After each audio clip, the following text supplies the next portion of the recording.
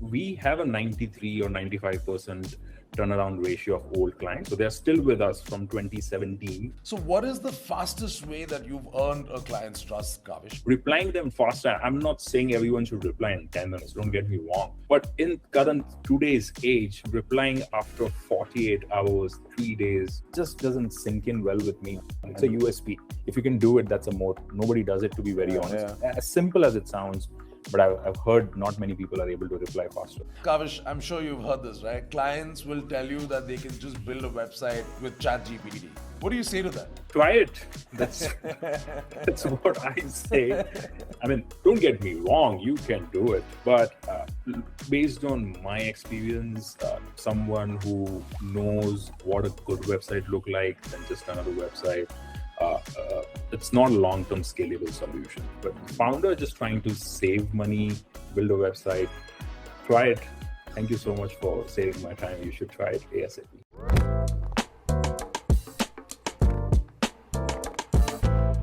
Hello, ladies and gentlemen, and welcome back to another episode of the WP Remote Show. Today, we're talking to Kavish Jash. Kavish, good morning. It's lovely to have you on the show today. Good morning, Christo, and thank you so much for having me. It's my pleasure, Kavish.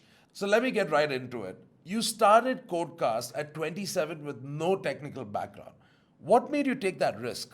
Good question. So I started as an HTML developer way back in 2012. So I had an engineering degree as well. So that was the safest route I had to pick to go into tech.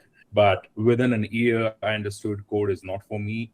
I got enough of what I knew, but I just cannot be a tech nerd sitting next to your laptop 24/7 and just coding. So that was always there. So I moved to sales profile. Again, a bet. I thought of taking a bet and transitioned into a sales profile. So whenever I take a risk, I look at what was the downside. And at the age of 27, to be honest, there was no downside to take a risk.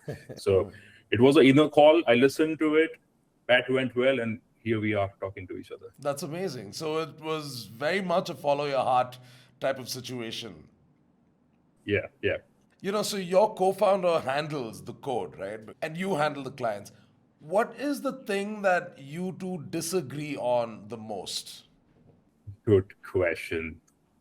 It's been a bit of time we disagreed a lot. There are minor disagreements that do take place. That's a good thing. But that's could be a good thing. Yeah. But I think recently we are helping a client building a trade portal using WordPress. Okay. So I think the disagreement that took place was how I need a specific user journey on the back end for a dealer or a client to log in and experience that. Maybe for him, he said it's just too much. It's not technically possible to inculcate that particular journey. So that was a minor disagreement as well. But like I said, we came to a terms where we ended up putting in a journey on that portal where client feels more comfortable, whether that me or my co-founder. But this, like I said earlier, it's more strategy versus code, more client versus code. That's what happens most of the time, or on bigger project, not on the smaller ones. Nice. So, for everybody who's watching, you and I have spoken once before. And the last time we spoke, Kavish, you said something very interesting, right? You told me that success used to mean getting profitable fast, right? What does success look like to you today and now? Great question. Success to us is, I think, first and foremost, making sure our client comes back to us every time when they have a project. So the byproduct is, of course, profit. But for me, it's really that. We have a 93 or 95% turnaround ratio of old clients. So they're still with us from 2017. We started our journey. Nice. It's around 93, 95. I'm not sure the exact figures, but somewhere around that, our clients are still with us. And I believe after 9 years, that's a genuine success for us. So for me, that's success. Retaining one customer since a long time, helping them, seeing them grow as well while we are growing. So that's what success to me right now. That's what I see at this stage. Yeah. That's amazing. And your many of your clients are not Indian, and they're from different parts of the world. And Yeah. you've said that trust is everything when you are an offshore team. So, what is the fastest way that you've earned a client's trust, Kavish? So there is no fast way to earn trust. Trust Okay. do takes time, and its action speaks louder than words. So I had a fascinating conversation few weeks back with a new client, and he says, "You IT guys, people say like everyone says the same. We are the best. We provide good code. We are ISO certified. Everything." But at the end of the day, we come to realize who is bad and who is not. Yeah. So for us, trust is about those minor, small moments that you build trust. It's like that Lego blocks you Right. build one at a time, right? So it's about small things, replying faster to your clients, maybe on a weekend, understanding where they are coming from, being very honest while estimating. Feel free to say no to client requests. That's also builds trust. We don't believe in a yes man agency. So Right. sometimes if we think client idea is not a right fit, it's not possible, we say no, that's not possible. So Right. tiny blocks builds trust, and it does takes time. It's not a 20, it's not an instant thing that. I mean, I think I really appreciated the aspect of you saying that you reply really quickly, right? And that is something that builds, or rather, contributes to building trust very early on. And let's say a client pings you on Slack on a Sunday and you reply under 10 minutes. Why would you say that that is worth it to you? What about that quick reply really develops trust as such? So being into outsourcing world, we are managing clients from different time zone, and if you really search internet, go to Reddit, most of the people are frustrated with lack of fast response Yeah, from yeah. developers. So uh, for us, since we are not working the same time zone, same country, replying them faster. I'm not saying everyone should reply in 10 minutes, don't get me wrong, but in current today's age, replying after 48 hours, 3 days just doesn't sink in well with me. So it's just like when you reply to your client in a reasonable time frame, they feel heard, they feel trusted, they know that okay, someone is actively looking after my project, my work, and is responsible and accountable enough as well. Again, Right. it's a USP. If you can do it, that's a more, nobody does it, to be very Yeah, honest. yeah. It's as simple as it sounds, but I've heard not many people are able to reply faster. I think that's an amazing way to look at it. It's almost like replying fast or replying relatively quickly Yes. to be built in as a feature, of your service itself. I think that's a very interesting take. Yeah, and I will let you know, Christo, it's not about replying everything in detail, but just doing that. Yeah, How much time it takes? 5 seconds, yeah, 10 yeah, seconds. Why not do it if it's giving you edge, if it's making you more accountable? Do it. Clients yeah, love it. yeah. Trust me. No, I really appreciate that, and I think that that's a culture that is worth building internally as well. Like, for example, it's just about acknowledging that someone is trying to communicate with you. You don't need Yeah. to answer all the questions immediately. I heard Yeah. you. I'll get back to you. I think that Exactly. goes a long way. Yeah. Yeah. That's great. Absolutely. That's Yeah. great.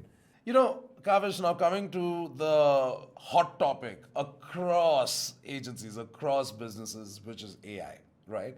Yeah. Now, every new AI tool feels like the next big thing, right? But you've explicitly stated that you're wary of that. Now, how do Yeah. you decide what's actually worth chasing? Well, that's a question. It's sometimes very hard to answer. I might not come across as a perfect answer, but uh, I, first of all, I don't believe in chasing endless tools because that distracts you from whatever. So we use Cursor, for example, for coding it. We use Claude a lot for maybe strategizing, understanding UI, UX, designing, mockups as well. So we use Claude as well. ChatGPT, we use it for content creation, Okay. and I think that's pretty much it. So, sometimes, Kavish, I'm sure you've heard this, right? Clients will tell you that they can just build a website with ChatGPT, given that AI is so accessible now to everybody. What do you say to them? Try it. That's that's what I say. I have a lot of conversation like this. I mean, recently I was in a cafe in a small business. I'm a small founder who runs a cafe. We're having a discussion around it, and he was saying, why I guys need website dev now? I can like go buy a Claude 20 Premium or ChatGPT Premium and build it. I say try it.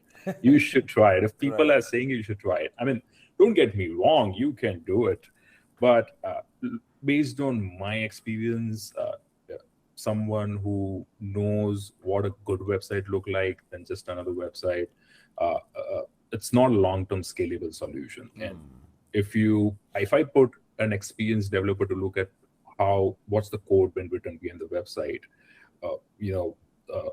the developer would say it's a trash. But again, not anti-AI, not saying AI cannot write good code, but you lack context. We have spent enormous amount of years understanding web, communicating with tons of people across the world. So we have context of what looks good, what looks bad. But founder just trying to save money, build a website, try it. Thank you so much for saving my time. You should try it ASAP. So Kavish, 10 years in, what is the one thing you know now that you wish you knew when you started? Okay.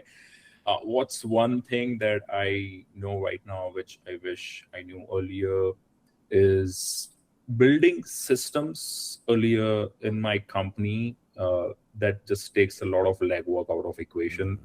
I personally think that we are a bit late in incorporating systems into the company. When I say systems, it's about having an SOP or manual for everyone to understand what is expected from them. Right. So you are an advocate of automation systems. Do you think that it's an indicator of success when you yourself can not be involved in the day-to-day, but the business still runs?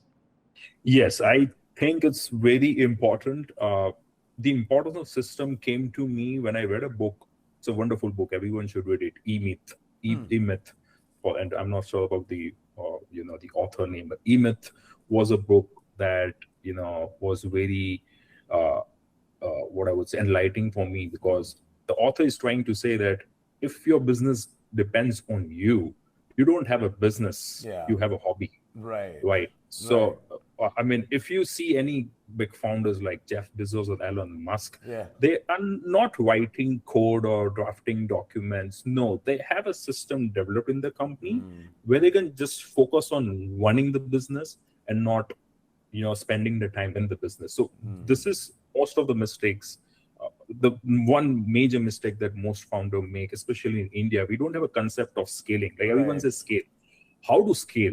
Systems is the answer to scale. So just be as much as out of the business. When I say out of the business, just work on the business, not in the business. Systems let you do that. That's a great take, Kavish. Well, there you have it, ladies and gentlemen. And here's the truth.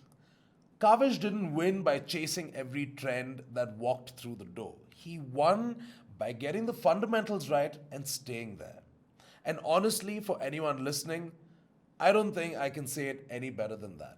Kavish, it was an absolute pleasure having you on the show today. Like I was saying earlier, I wish I could just keep talking to you on and on and on. And perhaps we can do that offline. But yes, thank you so much for joining me. Yeah, likewise. It was nice having you, and you asked some good questions. So looking forward to a next maybe podcast somewhere in the future. Yeah. For sure, Kavish. Thanks so much. Have a lovely day. Same to you. Yeah. Big thanks to Kavish for joining me today. I'm going to leave his socials right here in case you'd like to follow him. And if you want to see more of our show, just click right here and you can find our episodes there. Catch you in the next one.